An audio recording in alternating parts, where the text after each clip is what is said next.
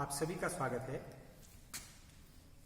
तो कक्षा 11 के जो हम आपको ये ऑनलाइन क्लासेस हम चला रहे हैं, इसमें अब हम अध्याय 3 में पहुंच चुके हैं, जो कि है त्रिकोणमितीय फलन।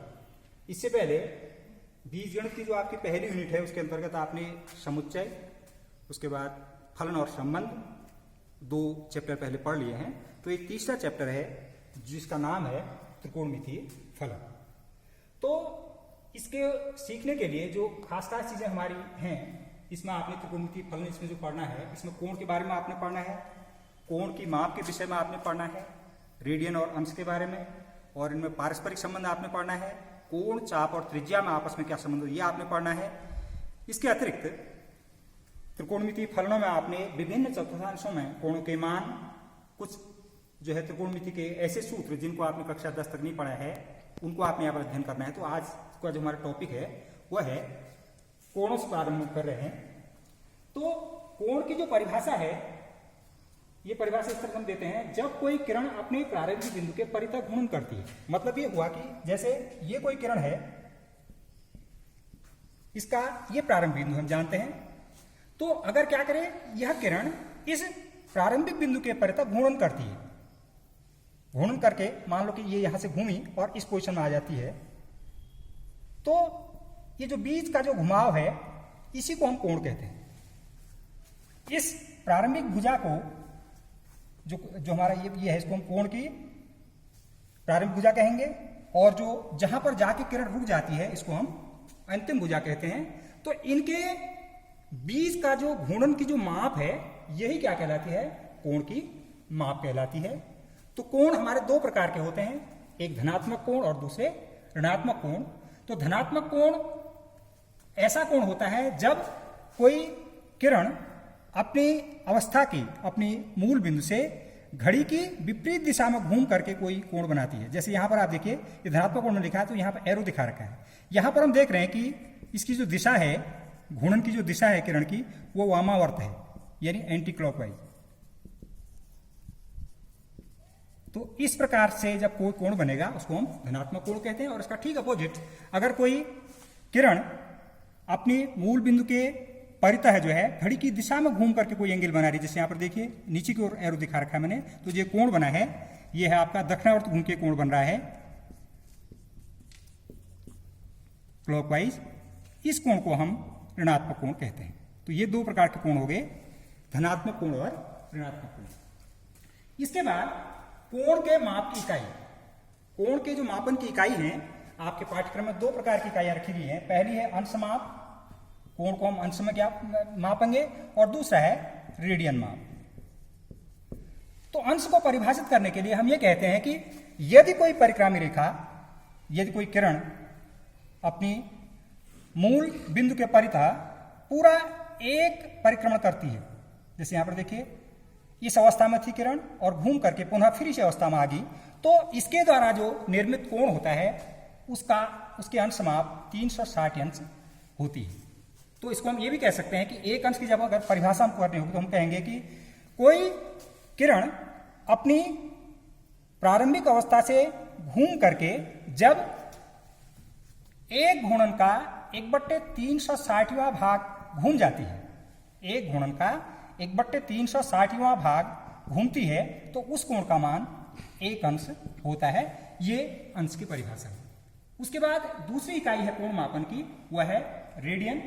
रेडियन में हम ये कहते हैं कि अगर यदि हम क्या ले लें, रेडियन की परिभाषा ऐसे करते हैं, अगर हम इकाई त्रिज्या का कोई वृत्त लेते हैं, इसकी त्रिज्या मान लीजिए 1 यूनिट है, और एक आर्क त्रिज्या हम लेते हैं, चाप लेते हैं, जिसकी लंबाई भी, ये जो लेंथ है इसकी, ये वाली आर्क की, इसकी लंबाई भी 1 अगर है, तो जो कोण बनेगा, इस चाप के सिरों को वृत्त के केंद्र पर मिलाने पर जो कोण बनेगा, ये कोण, इसको हम 1 रेडियन कहते हैं, और इसको 1c करके या 1 रेडियन करके लिखते हैं। तो परिभाषा क्या हुई, एकांक त्रिज्या के वृत्त पर एकांक लंबाई का चाप लेने पर चाप के सिरों को वृत्त के केंद्र पर मिलाने से उत्पादित कोण 1 रेडियन कहलाता है।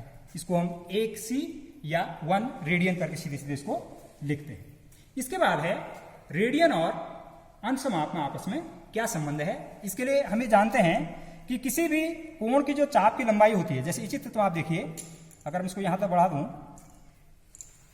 ये मान लो बिंदु सी है, तो किसी कोण की जो चाप की माप होती है वह कोण के अनुपात में उसकी क्या होती है, उसकी जो यहां पर देखिए आप कोण AOB, कोण AOB क्या है, ये वाला कोण बन रहा है यहां पर चाप के द्वारा, कोण AOB बट्टे कोण AOC, इस कोण की बात मैं कर रहा हूं, कोण AOC।